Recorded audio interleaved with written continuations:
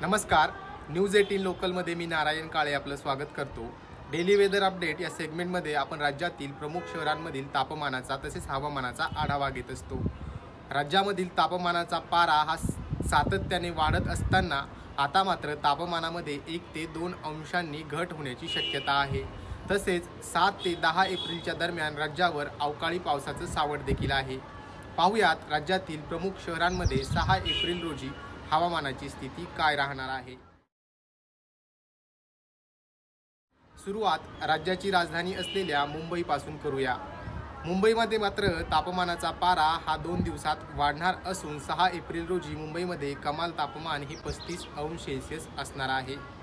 पुणे शहरामध्ये मागील काही दिवसांपासून तापमान हे सातत्याने 40 अंशांच्या दरम्यान राहत आहे. 6 एप्रिल रोजी देखील पुण्यामधील कमाल तापमान हे 40 अंश सेल्सिअस एवढंच असणार आहे. किमान तापमान मात्र 20 अंश सेल्सिअस एवढं असेल. नागपूरमध्ये पुढील काही दिवस हे अवकाळी पावसाचे तसेच मेघगर्जनेसह अवकाळी पावसाचे असणार आहेत. नागपूरमधील तापमानाचा पारा हा अगदी 42 अंशांपर्यंत गेल्याचं आपल्याला पाहायला मिळालं. आता मात्र नागपूरमधील तापमानामध्ये घट होत असून 5 एप्रिल रोजी 41 अंश सेल्सिअस एवढ्या तापमानाची नोंद झाली. त्यामध्ये आणखी एका अंशाने घट होऊन ते 40 अंश सेल्सिअस एवढं राहण्याची शक्यता आहे. विदर्भातील आढाव्यानंतर आता येऊयात मराठवाड्याकडे. छत्रपती संभाजीनगरमधील तापमानाचा पारा देखील तब्बल 40 अंशांपर्यंत पोहोचला होता. त्यामध्ये आता घट होत असून 5 एप्रिल रोजी 39 अंश सेल्सिअस एवढं तापमान छत्रपती संभाजीनगरमध्ये नोंदवलं गेलं. त्यामध्ये आणखी एका अंशाने घट होऊन ते 38 अंश सेल्सिअस एवढं राहण्याची शक्यता आहे.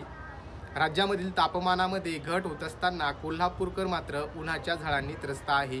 कोल्हापूरमध्ये 6 एप्रिल रोजी 39 अंश सेल्सिअस एवढं कमाल तापमान राहण्याची शक्यता आहे. राज्यामधील आणखी एक महत्त्वाचं शहर म्हणजे नाशिक. नाशिकमधील तापमानामध्ये सातत्याने घट होत असून 6 एप्रिल रोजी नाशिकमध्ये केवळ 36 अंश सेल्सिअस एवढं कमाल तापमान असणार आहे. तर मंडळी, हा होता राज्यातील प्रमुख शहरांमधील तापमान तसेच हवामानाचा आढावा. एकंदरीत राज्यातील तापमानाचा पारा हा घटत असून 7 ते 10 एप्रिल दरम्यान राज्यावर अवकाळी पावसाचे ढग आहेत. असेच डेली वेदर अपडेट्स पाहण्यासाठी पाहत रहा लोकल 18 मराठी.